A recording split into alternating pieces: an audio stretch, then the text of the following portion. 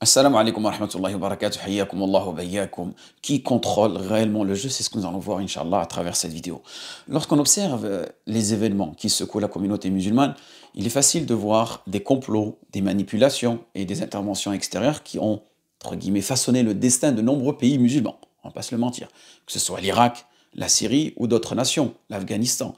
Et ces hypothèses ne sont pas à négliger car l'histoire regorge de preuves, de stratagèmes ourdis par des puissances étrangères pour diviser, affaiblir ou manipuler nos terres. Mais il serait une erreur de ne voir que cela. Car dans chaque stratagème humain, il y a également la main du musulman. Tout comme les autres, les musulmans peuvent eux aussi user de leur ruse, élaborer des plans et exploiter des opportunités. Et au-delà de tout cela, il y a le stratagème divin. Car Allah subhanahu wa ta'ala, on dit dans le Coran, وَيَمْكُرُونَ وَيَمْكُرُ اللَّهُ وَاللَّهُ خَيْرُ الْمَاكِرِينَ. Il complote et Allah subhanahu wa ta'ala complote. Il est le meilleur des comploteurs. Et cela nous rappelle que rien peut se produire sans sa volonté et que tout stratagème humain, aussi finement préparé soit-il, n'échappe pas au plan divin. Donc il est important de comprendre que ces deux dimensions, les interventions extérieures et les actions des musulmans, coexistent. L'un n'exclut pas l'autre. Et c'est un véritable jeu d'échecs où chacun avance ses pièces. Mais c'est Allah subhanahu wa ta'ala qui détermine l'issue finale. Parfois, ce que l'on perçoit comme une perte ou une humiliation peut cacher en réalité un grand bienfait plus grand. N'oublions pas que des millions de Syriens regagnent leur pays aujourd'hui et que des milliers de prisonniers ont retrouvé leur liberté. Cela ne peut pas être uniquement attribué à des puissances extérieures ou à une stratégie humaine. Il faut aussi comprendre que le stratagème d'Allah subhanahu wa ta'ala demande patience et persévérance. Et les résultats ne se manifestent pas toujours immédiatement. Certaines victoires prennent des années, voire des décennies à se concrétiser, mais le croyant ne doit jamais perdre espoir, car tout ce qui arrive fait partie d'un plan plus grand que ce que nous pouvons comprendre. Ainsi, en analysant les événements, gardons toujours cette perspective équilibrée. Oui, il y a des complots, il y a des manipulations extérieures, mais les musulmans ne sont pas seulement des spectateurs passifs comme le pensent certains. Ils agissent et surtout, ils s'en remettent à Allah subhanahu wa ta'ala qui a le dernier mot. Et c'est ici que nous devons garder une vision, Allah ibarik fikum, équilibrée, mu'tadila. C'est-à-dire, les complots, qu'ils soient avérés ou supposés, ne sont pas une nouveauté dans l'histoire des nations. Nous savons que les puissances étrangères ont toujours cherché à manipuler les pays faibles pour servir leurs propres intérêts.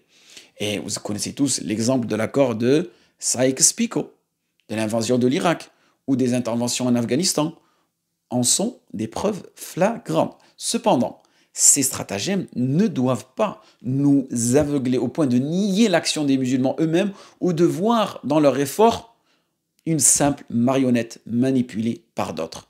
Et là, je pense que, Allah musta'an, les musulmans, ils ont ce complexe d'infériorité. Donc l'un n'exclut pas les autres. Les stratagèmes des puissances humaines coexistent avec la capacité des musulmans à agir et surtout, tout cela s'inscrit dans le stratagème divin le plus parfait de tous. Aujourd'hui en Syrie, la réalité elle est complexe. Certes, les forces étrangères ont pu jouer un rôle dans l'affaiblissement du régime et l'entrée des révolutionnaires, des rebelles, mais cela n'exclut pas que des dynamiques internes, des sacrifices humains et même des aides divines aient contribué à ce que des victoires soient remportées. Donc, on va examiner ce qui s'est passé sur le terrain syrien à travers certains éléments marquants. Et bi'idnillah, j'espère que cette vidéo elle va pouvoir vous éclaircir et avoir une vision beaucoup plus cohérente. Donc, celui qui lit l'histoire trouve que les grandes puissances, à toutes les époques, n'ont jamais laissé les pays faibles en paix. Elles exercent soit une pression pour les soumettre, soit elles cherchent à les annexer, soit elles s'efforcent de les morceler. En somme, elles doivent impérativement intervenir dans les affaires des pays faibles. Et ce que je crains le plus, c'est que les événements en Syrie ne soient peut-être, wallah, qu'une partie d'un grand plan international mené par les États-Unis, dont les premiers bénéficiaires seraient ces derniers, ainsi que l'entité sioniste. Et ce qui me pousse à cette crainte ou à ce sentiment provient de lectures sur la réalité et sur l'histoire. Sur le terrain, nous avons constamment pu constater, en très peu de temps, une succession d'événements en Syrie. Peu après la chute du régime syrien, les sionistes sont entrés de manière audacieuse sur le territoire syrien. Ce qui indique que cette invention n'est pas née de l'instant, mais qu'elle a été préparée, planifiée et organisée. Mais il ne faut pas nier aussi que ces combats existent depuis longtemps. Ça veut dire depuis, même à l'époque de Bachar, même il y a quelques semaines, quelques mois, ces combats-là, ils étaient existants. Mais certaines personnes, elles pensent que c'est juste parce qu'aujourd'hui, il y a, on va dire, une exposition médiatique que, c'est mieux d'arriver que maintenant, au moment où les rebelles sont rentrés. Non, il faut vraiment être, on va dire, juste dans notre analyse. Et cette entrée, elle visait des zones démilitarisées mises en place par les Nations Unies depuis 1974, qui, eux, ont ensuite été dépassés pour pénétrer d'autres régions syriennes. Ils ont envahi Konaitra, ils ont atteint la ville de Bath, et certaines lectures disent qu'ils sont peut-être à quelques kilomètres de Damas, wallahu alam, si les informations elles sont véridiques. Et certaines personnes les nient, et d'autres les confirment. Mais la situation elle deviendra certainement plus claire dans les jours à venir. Cependant, il ne s'agit pas seulement d'une invasion terrestre. Il y a également des bombardements méthodiques et évidents contre les aéroports militaires, les infrastructures énergétiques. Mais ça aussi, c'est pas récent, ça existe depuis longtemps.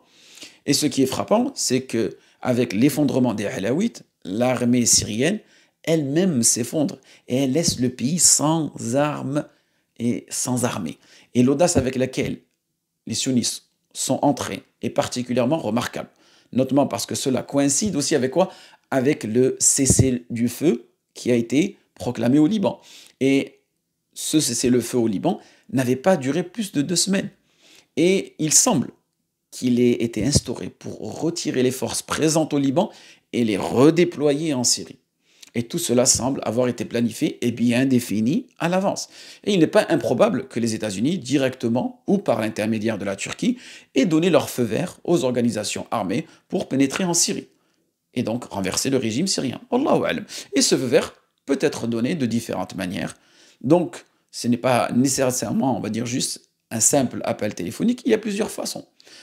Façon numéro 1, la voie directe de l'accord. Donc, cela impliquerait un accord explicite où chaque partie définit son rôle et partage les bénéfices.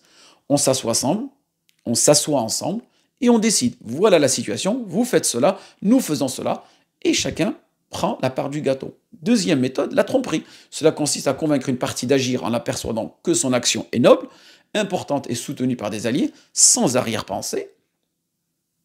On peut dire par exemple, ce régime a commis des injustices et il est nécessaire de s'en débarrasser. Et une fois que l'action est accomplie, les promesses initiales sont oubliées, comme ce fut le cas avec Saddam Hussein et le Koweït. Les États-Unis, ils l'ont convaincu à l'époque que le Koweït était une province irakienne et que sa population était petite et que ses richesses pourraient bénéficier à l'Irak.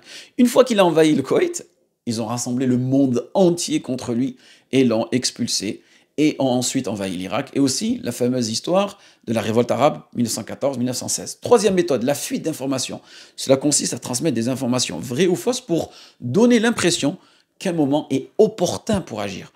On laisse entendre par exemple que l'armée syrienne est affaiblie, que le pays est en train de s'effondrer, ou que des soutiens arriveront de diverses parties.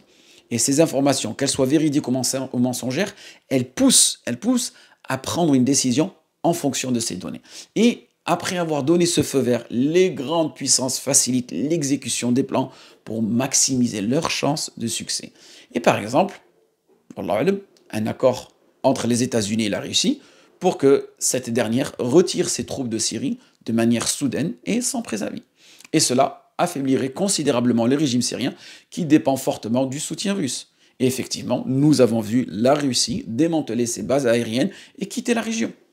Alors, qu'elle avait des ambitions d'y rester 250 ans, comme avec le port de Tartous. Ou par exemple, un accord avec l'Iran. Les États-Unis pourraient, par des promesses de levée de sanctions ou de menaces, persuader l'Iran de se retirer également de l'équation, provoquant ainsi un effondrement du régime syrien. Et avec l'effondrement du régime, il est possible aussi que la Russie contacte Bachar al-Assad pour lui conseiller de quitter le pays en lui garantissant un refuge sur ce qui pourrait apparaître comme une opportunité qu'il ne veut pas manquer. Ensuite, l'armée israélienne, elle pourrait être redéployée du Liban vers le Golan et éventuellement envahir d'autres parties de la Syrie. Pendant que la région, elle est plongée dans le chaos, il pourrait s'approprier des territoires souhaités. Donc les conséquences, Israël pourrait soit garder ses terres, soit les utiliser comme monnaie d'échange pour négocier des accords de paix avec la Syrie, excluant bien sur le Golan, qui est d'une importance stratégique majeure pour eux. Et de plus, il est possible aussi que les États-Unis soutiennent la création d'un État kurde dans le nord-est de la Syrie et une partie de l'Irak. Et cet État, qui est totalement loyal aux États-Unis, pourrait servir de base stratégique contre la Syrie, l'Irak, la Turquie, l'Arabie Saoudite et même la Russie. Enfin, tout cela nous rappelle quoi? Les accords de Sykes-Picot, où la région du Levant ottoman a été secrètement divisée en plusieurs États sous l'influence de la France et du Royaume-Uni. Et ce type de complot n'est pas nouveau dans l'histoire, mes frères. Et les 2 derniers siècles regorgent d'exemples de promesses brisées et de trahisons répétées. Donc, nous demandons à Allah subhanahu wa ta'ala de lever cette affliction de la nation et d'unir les rangs des musulmans, de la ramener à son livre et à la sunna du messager sallallahu alayhi wa sallam et de donner la victoire à ses serviteurs pieux et de repousser les complots des conspirateurs. Et n'oubliez pas qu'Allah subhanahu wa ta'ala est le meilleur en stratagème et cela fait partie des attributs d'Allah subhanahu wa ta'ala. C'est pour ça que, vous savez, à travers cette lecture, on va dire, mondiale des actualités, il est important que le musulman revienne vers le tawhid. Tawhid, par exemple, ici, de l'asma wa sifat. Et le tawhid, hein, comme vous pouvez savoir, c'est l'une, et c'est, pas l'une, pardon, c'est la concrétisation hein, de la ibada. C'est-à-dire lorsqu'on va être capable d'unifier Allah subhanahu wa ta'ala à travers nos actes, et on va reconnaître l'unicité d'Allah subhanahu wa ta'ala à travers ses actes. Et on va reconnaître aussi l'unicité d'Allah subhanahu wa ta'ala dans ses noms et dans ses attributs. C'est à ce moment-là qu'on pourra concrétiser le tawhid. Et surtout, cet attribut que je viens de vous mentionner, qui est al-makr. Donc, laisse-les parler, laisse-les dire, laisse-les faire.